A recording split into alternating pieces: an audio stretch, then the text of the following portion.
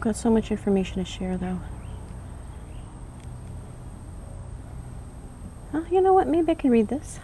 I'm sure that they'll forgive me for it. Anyway. Okay. I got this.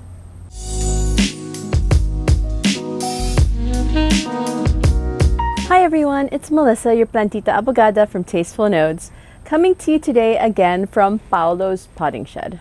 So this is my husband's potting shed. This is where we keep most of our repotted plants and also our plants that we want to keep an eye on, you know, stuff that we can't have at the pool area, but we can't just leave in the jungles that the greenhouses are. Anyway, so I'm borrowing this place today because there's a threat of rain, chance of, what is it? Cloudy with a chance of meatballs. It's what it looks like outside. But figured I'd go ahead and have my Pedatum collection video here. Yay. Yeah, at least we're safe inside, even if it hails outside, right? Yeah, so I guess first things first, right? We go through our disclaimers. One, I am not responsible for any plant child support, KKB tayo. For the Westerner friends, I'm sure you know it by now, meaning we each pay our own way, right? If you see something here that you must absolutely have, I wouldn't blame you, but please don't go spending your rent money because I can't help support you that way. Number two, I am not an expert. I'm an attorney by profession. I am not a I am not a horticulturalist or a botanist. So anything that I say relating to experience, take that with a grain of salt, okay? If I do share any facts, I'll go ahead and be sure to put that information down at the bottom of your screen. And I'll also make sure to include those sources down in the description box below. So if you need to refer to anything for academic resources, please refer to those guys. And then number three, my final disclaimer, take anything I say with a grain of salt. Like I said, I'm not an expert, so if I'm not sharing fact, I'll be sharing my personal experiences. And as far as my experiences are concerned, this could be affected by many things: pricing here in the Philippines, the weather, growing conditions. So if you are planning on getting any of these plants, do be sure to check out the pricing in your area, find out who in your area might have it and how they care for it, just because there could be some really huge differences that you need to know of that I won't be able to share with you. Okay, with that, I think I've got all of them out of the way. So, Pedatums. Pedatums are the topic of today. Those guys were discovered in 1841, so they've been around for a really, really long time. With that being said, there's a wide range of Pedatums, and you're going to see them in just a little bit. I have just 6 in my collection, but the shape of the leaves change. You start seeing the changes in them, and you'll understand why some of these actually have different names or are better known under different names. But DNA doesn't lie. They're all Pedatums, and yeah. The accepted scientific name, according to the International Plant Names Index and Tropicos, is Philodendron pedatum. These are my notes, right? Yeah, to avoid any confusion, I will go ahead and mention the common name, but I'll also go ahead and mention the common name in terms of the scientific name as well, okay? Now, quick facts about these guys. These are medium to dark green plants. They're multi-lobed. They're hemiepiphytic, so you give them something to climb, they will climb. They'll start from the ground and they'll climb their way up, and they'll gladly produce larger leaves as they do so. The leaves are usually 6 to 8 inches long. However, if allowed to climb, my notes say that they can reach up to 14 inches long. Anyway, it is a fast grower. It enjoys a range of sunlight from dappled to medium to bright and direct lights. Now, ooh, the thunder's starting. Let's get started with this. These are the cultivars that I have, okay? This is what you guys know to be the Pedatum. So it's multi-lobed, right? Got those beautiful ears, beautiful midrib, and yeah, if you back away from it a little bit, you'll see that it's a chunky boy, you know? It's a beautiful plant on its own. When compared to the Squamiferum and the Florida hybrids, you'll see that their petioles are actually smooth and green. So this is important to keep in mind, because we will deal with a cultivar that doesn't have green petioles, but it still remains smooth. So that's its most differentiating characteristic from the Squamiferum and the Florida hybrids, is the smoothness of its petiole, followed by the petiole color, which is green normally.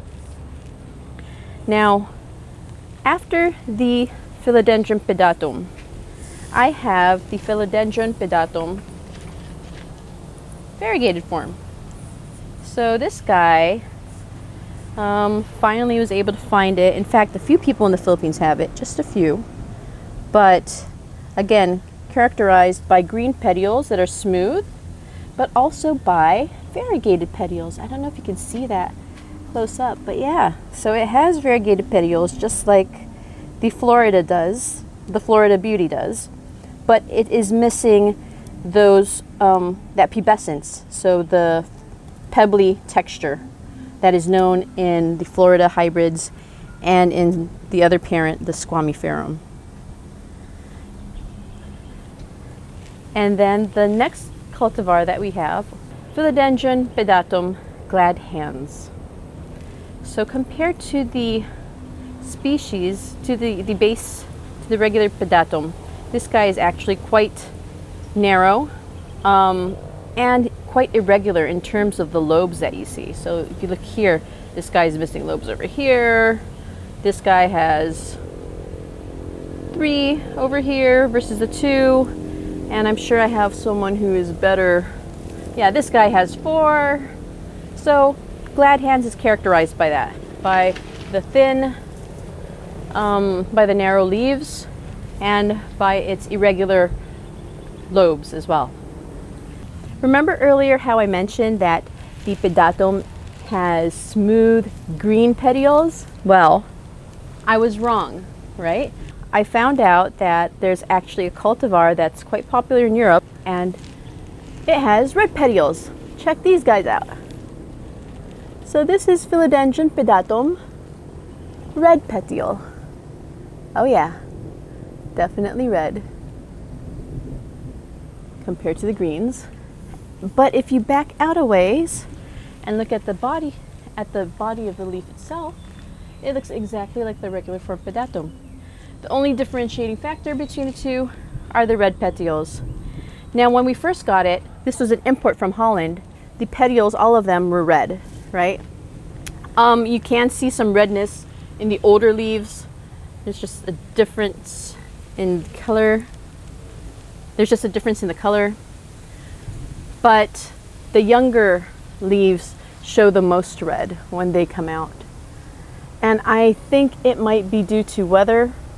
We did go through summer. We're now going into a rainy season, and things are going to start cooling. The weather's going to start cooling down. So we're going to see, hopefully, redder petioles coming up. Now we went through 1, 2, 3, 4 cultivars so far. Let's go on to our 5th, right? Our 5th cultivar is the Philodendron pedatum Crucifolium. So remember how at the beginning I mentioned that these guys have been around since 1841? Well, the Quercifolium was one of the pedatums that was known as its own plant, meaning people actually thought that this was a Philodendron Quercifolium, right? They didn't realize that it was actually a cultivar of the pedatum. What is notable with the Crucifolium are the multi-lobed ears again. Look at the ears, yeah, so it's got multiple lobes on it, right? As well as the body. This you don't see in the others. You don't see all of these thin lobes coming out of the others. Even Glad Hands has these little lobes coming out of its ears, but they're chunky like the other pedatums. So that's another differentiating factor exhibited by the Crucifolium. Now the last one that I have is this guy. Let me go have a seat beside it so you can have a better look. So this, my friends, is a Philodendron Pedatum Polypodioides. Yeah, see, it only took me 3 videos to say that name properly. Polypodioides. Now, I'm going to go ahead and lift it up and compare it really quickly to the Crucifolium so you can see the leaves. Now, if you notice, it is a lot more narrow than the Quercifolium in terms of the leaves, the midrib, and the lobes here along the midrib. But if you look at the ears, same thing. You see the same thing happening. Yeah, so I want to say that the Polypodioides is Crucifolium light, right? It is thinner, it's lobier. It is also probably the only pedatum that has a little bit of texture for me as far as I'm concerned, okay? I don't know if it's my imagination, because see, it feels really smooth, and then you get up to here a little bit and you feel a little bit of something. Yeah. But it really cannot be mistaken for a squamiferum, so I wouldn't even worry about the texture comparison. It can be confused for a Florida hybrid for that matter either. So I wouldn't even consider, or I wouldn't even be worried about that. Yeah, see, check this out. Look at this petiole. How there seems to be some sort of texture on it. It's not quite like the Florida where it's sandpapery, and it's not like the squamiferum where it's hairy, but there is texture, and then there isn't texture. It's a bizarre plant to compare, and it's a bizarre plant to consider is a pedatum, but it is what it is. Like Mari says, the DNA doesn't lie. So with these guys, as far as care is concerned, I don't take care of them any differently than I do my other plants. I have them in general aeroid mix. I water when the first 2 inches of the mix is dry, and I water very thoroughly at that. I don't drown them, obviously. I have them in catch plates with pebbles, little pebble trays to increase humidity, but it really doesn't bother them that much. Everybody except the variegated pedatum actually has some direct exposure to sunlight from the pool area. It's morning sun that they get, so they're pretty okay with that. I haven't tried direct afternoon sunlight with them, but I don't think I would want to anyway. Our sun here is quite intense. Our sunlight here is intense. So we went over the potting media, we went over watering, we went over sunlight. Fertilizing, I just have it in NutriCoat, Osmocoat, the like, a slow release. I am dying to try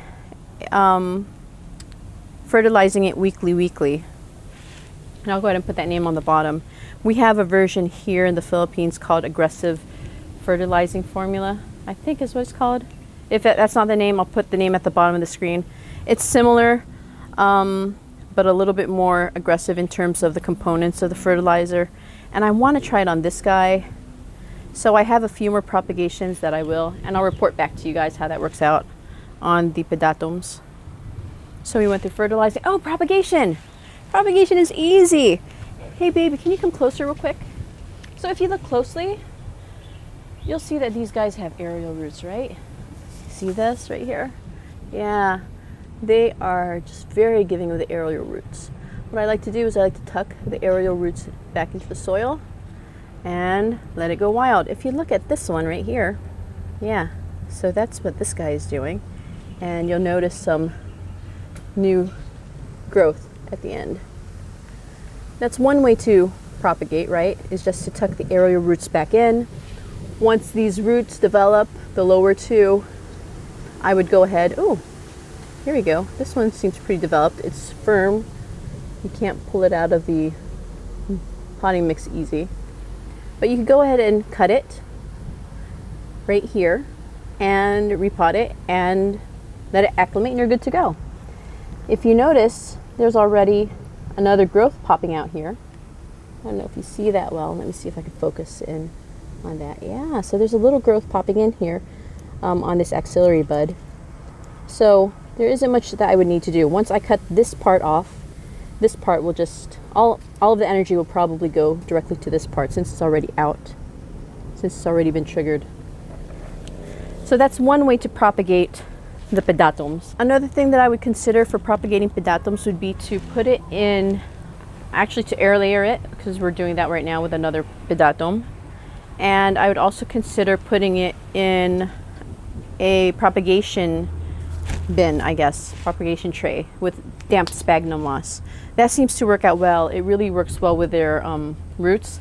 I've tried perlite, and I can't say that I have great success with perlite. It seems to hate me. I don't know why. Most people say that it works out well for them, but perlite doesn't do great with me unless I mix it with something. So we went over potting mix, watering, lighting, propagation, and fertilizing. And I believe that's it for the pedatum. Oh, climbing. So climbing, yeah. If you want your pedatum to continuously produce big leaves, you're going to want to give it a pole to climb eventually. They are known to be hemiepiphytic, so they will climb and they're going to look for that. Here I am without my pedatums on poles. Shame on me. Do what I say, not as I do. Okay, give your pedatums poles, they'll thank you and they'll produce bigger leaves. There. Now I think I covered everything. If I didn't answer any questions you may have had about the pedatum, feel free to leave a comment down below. If I did answer everything you were looking for, give this video a like. Subscribe to my channel, click the notification bell so you can get notified of my future videos. Check me out on Facebook. I've got slightly different content there. I'm a little bit more active there as well. Let's see, and if you just want to look at pretty pictures, you're going to want to check me out on Instagram. My Instagram handle is also Tasteful Notes. Great. Okay guys, that's it. I'm going to go run in because the thunder is starting. Thank you for joining me on this episode. I hope it was helpful. And until next time, sa uulitin, keep your nodes classy and tasteful. Bye.